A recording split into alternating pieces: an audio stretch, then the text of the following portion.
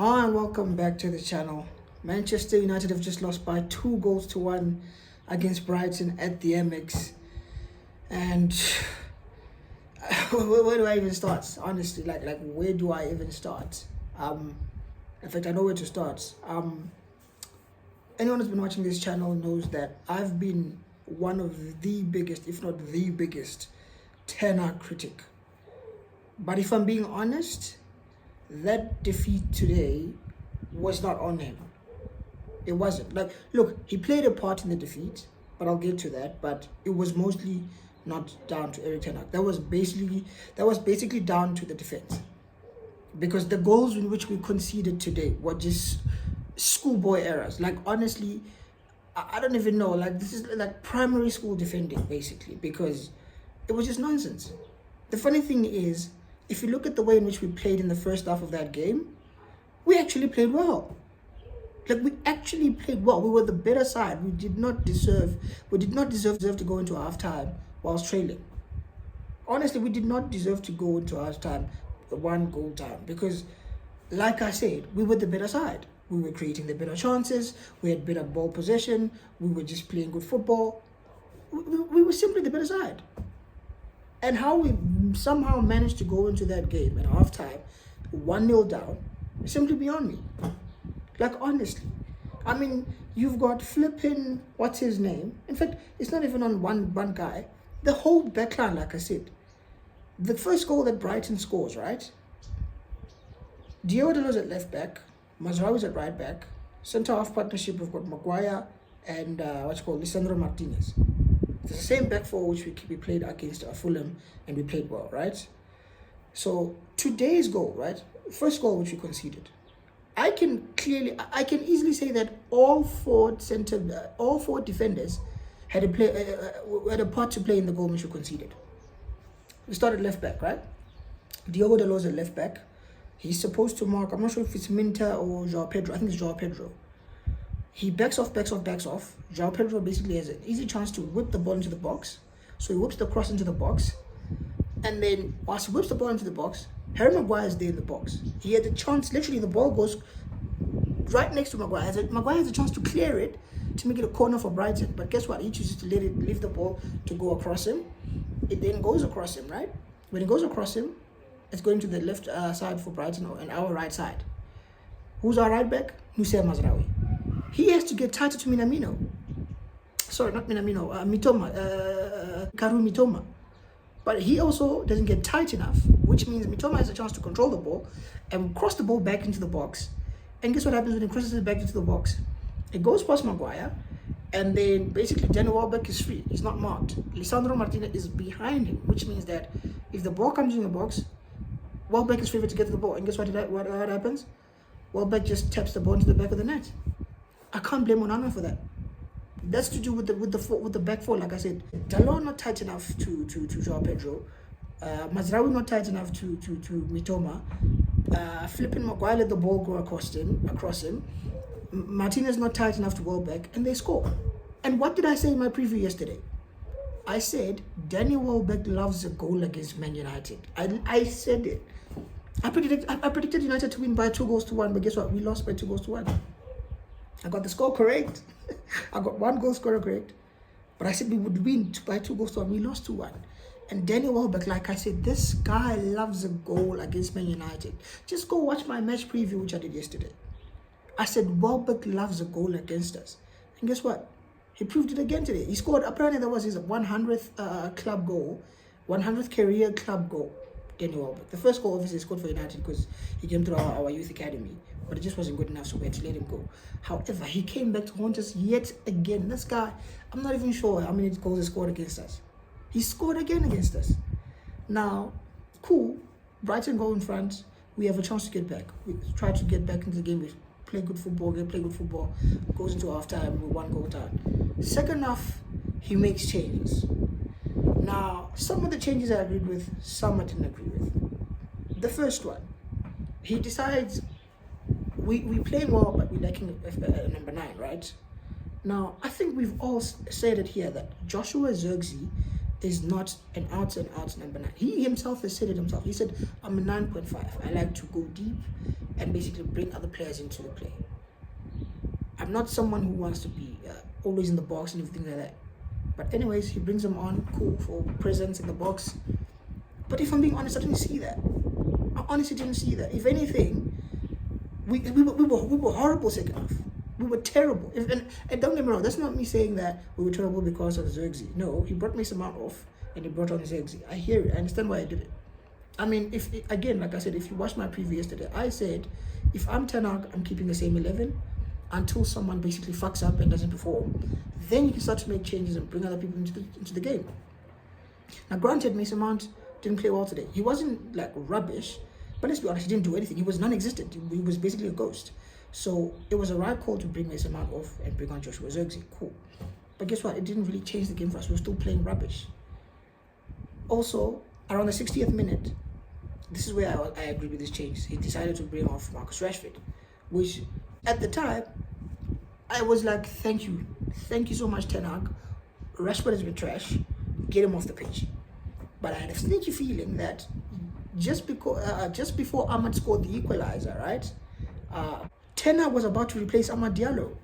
I'm telling you, he was about to replace Amad Diallo, but then because Ahmad scored the equalizer, I believe the gaffer changed his mind and said, you know what, Ahmad just scored, made it 1-1. I can't replace him right now.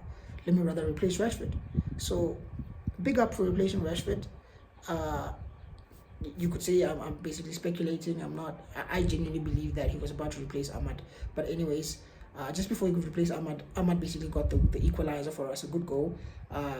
First assist for Nusayr Mazraoui, so that's good. Some attacking returns. It makes it 1-1 for us. And when he makes it 1-1, I'm thinking, okay, let's go on the front foot now. Let's go attack. Let's win the game. And that's when he decided to bring Rashford off instead of Ahmad, and he brought on Garnacho. And like I've been saying, I don't necessarily think Garnacho is totally useless and hopeless. However, I don't like Garnacho as a starter for Man United. I think we saw in his first season, right? He was brilliant when he came off the bench for United against tired legs, against tired defenders. You bring on a Garnacho who's got energy, who keep on running at the defender, trying to go past him. But I don't know, last season, because we were starting him week in, week out, I thought we burnt him out and he ended up just playing rubbish. But, I mean, this season we've gone back to basically bringing him off the bench, right? And I'm fine with that. But, I'll be honest, when he first came on, he looked bright. He looked like he was challenging. He was going past his defender. He was attacking well. He was playing well. He even had a move whereby Bruno put the ball in the box and Garnacho basically thought he had scored. However, Joshua Zirkzee, because when the cross was put across the box, Zirkzee tried to slide the ball to basically get on the end of the ball. But because he's such a big guy, the ball had already gone by and he missed it. So Garnacho basically tapped the ball into the back of the net. But because, like I said, Zirkzee is a big guy and he had already made the slide to touch the ball into the back of the net, the ball came off of Zirkzee's knee onto the back of the net. And as soon as that goal went in, I said, ooh, we're in trouble here. That's going to be offside. That's going to be offside. So the whole time I wasn't celebrating. I see Garnacho sliding, celebrating. And guess what? VAR comes. They say, nope. It hit Zirkzee when it was just on the line. So he's offside. So goal cancelled. And I'm thinking, oh, come on, guys. This is just our luck, honestly. Like, I honestly started to doubt whether we were going to win the game. I was like, I don't know. I'm starting to have a bad feeling about this game.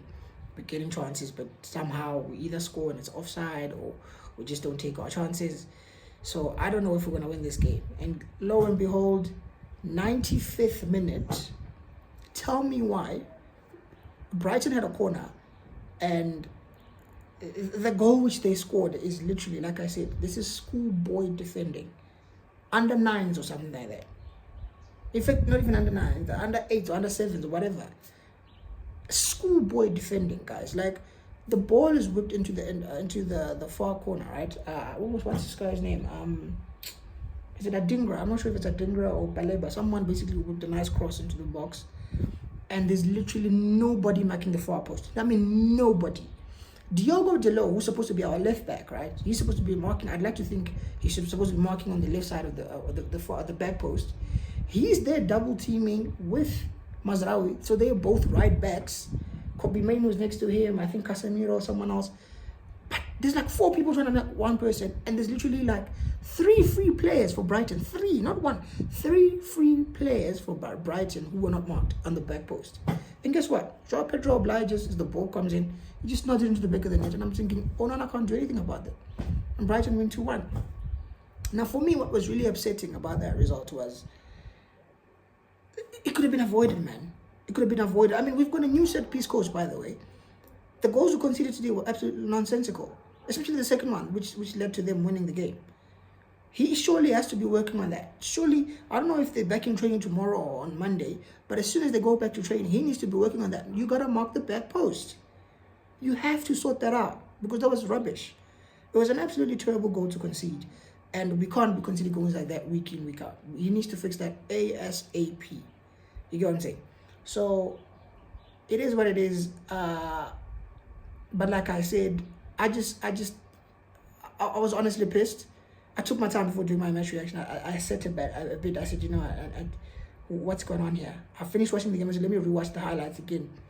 30 minutes worth of highlights again, just to absorb everything. And honestly, the goals we conceded were simply unforgivable.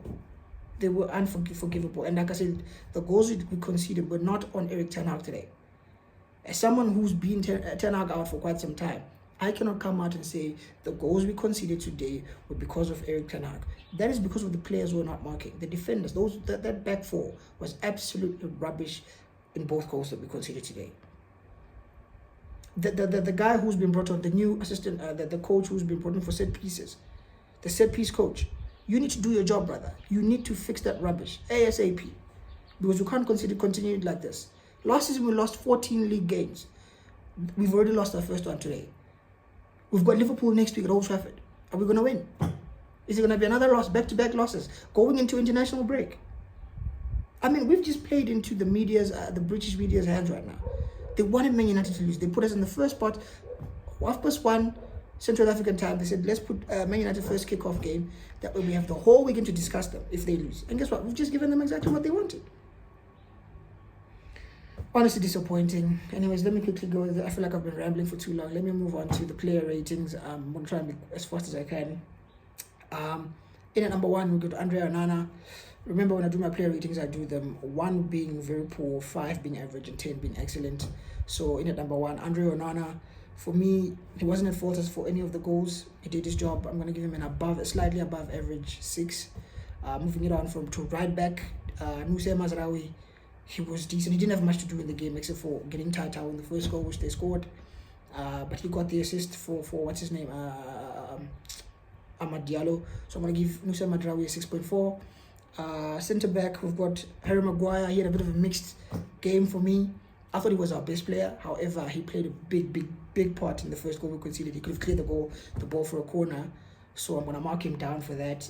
For me, Maguire gets a... It's a tough one, man. It's a tough one. He played a part in that. Honestly, he did. But he made some solid blocks as well, solid recoveries. I'm going to give Maguire 6.5. I know maybe it's a bit higher, I don't know. But I'm going to give Maguire 6.5. Moving it on to LCB, left centre back, Licha Martinez. Yeah, he made a few sloppy passes to giving the ball away. He wasn't as sharp as he usually is. So for me, Martinez didn't play well. I'm sorry. For me, he gets a 5.5. Moving it on to Diogo Dalot. I thought he was one of our big. He was also another one who played quite well for us today. But like I said, he also played a part in the first goal we conceded. So I'm gonna give Dalot a 6.5. Moving it on to midfield, Casemiro. Didn't really see him, but I didn't really see him making a big mistake or give the ball too much away. So I'm gonna give him a slightly above average 6. Kobe Mainu, the same. I didn't really see him do much wrong or much bad, but he wasn't excellent either. So again, he also gets a 6. Mason Mount, he was a ghost today. Like I said earlier on, he was non-existent. He wasn't like terrible, but it wasn't there. So I'm gonna give him an average 5. Moving it on to the front 3, Marcus Rashford at left wing. He was absolutely horrendous. He was terrible. Terrible Marcus Rashford. His attitude looked poor. His head was down. His shoulders were slouched. He looked like he wasn't interested. He didn't want to be there. For a guy who's wearing a number 10, one of our highest paid players, he looks like a shell of himself, man. He looks terrible. I thought he was our worst player on the pitch today. So for me, Marcus Rashford gets a 4. Bruno Fernandes was in the false 9. Didn't do well. He wasn't like horrendous, but he didn't play well either.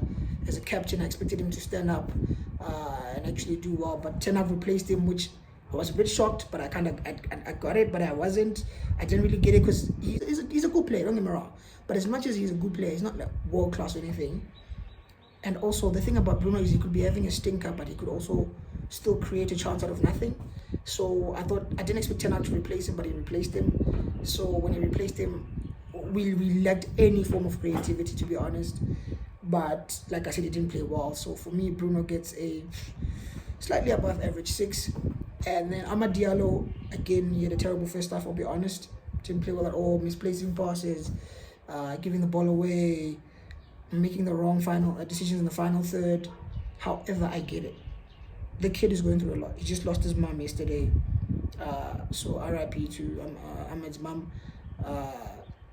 I understand him having a bad game. He's allowed to have a bad game. Like I said, he's just lost a parent. These things happen.